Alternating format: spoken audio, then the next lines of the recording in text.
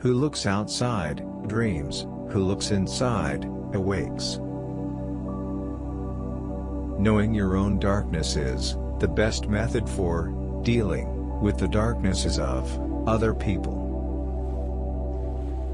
Everything that irritates us about others can lead us to an understanding of ourselves. In all chaos, there is a cosmos. In all disorder, a secret order. There is no coming to consciousness without pain. Where love rules, there is no will to power, and where power predominates, there love is lacking. The one is the shadow of the other. The pendulum of the mind alternates between sense and nonsense, not between right and wrong. The creation of something new is not accomplished by the intellect but by the play instinct acting from inner necessity. The creative mind plays with the objects it loves. Through pride, we are ever deceiving ourselves. But deep down below the surface of the average conscience, a still, small voice says to us, something is out of tune.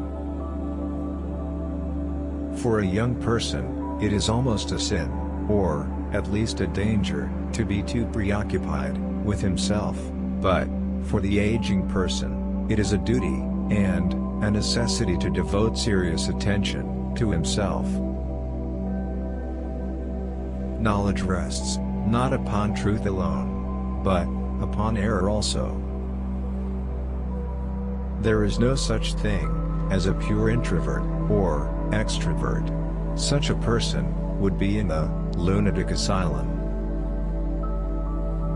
The greatest and most important problems of life are all fundamentally insoluble. They can never be solved, but only outgrown. Show me a sane man, and I will cure him for you.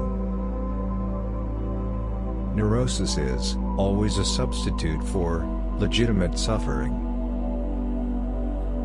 We should not pretend to understand the world only by the intellect. The judgment of the intellect is only part of the truth. Follow that will, and that way which experience confirms to be your own.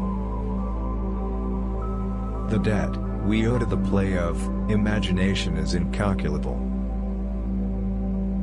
Nobody, as long as he moves about among the chaotic currents of life, is without trouble.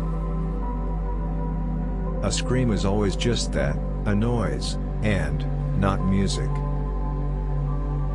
A particularly beautiful woman is a source of terror.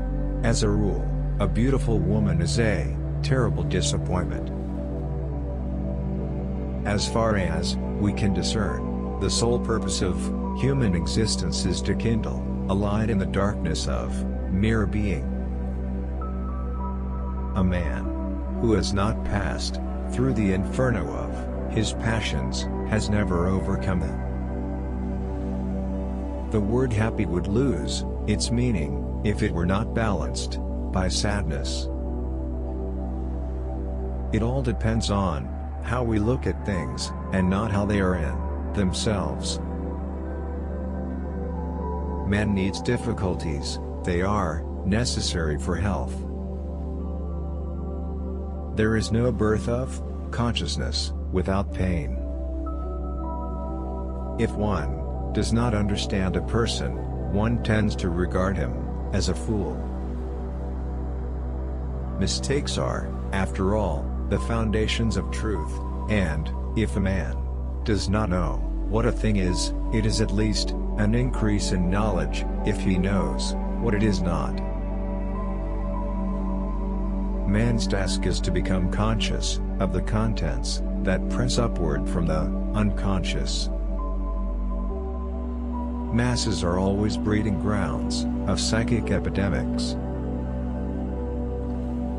Who has fully realized that history is not contained in thick books, but lives in our very blood? All the works of man have their origin in creative fantasy. What right have we, then, to depreciate imagination?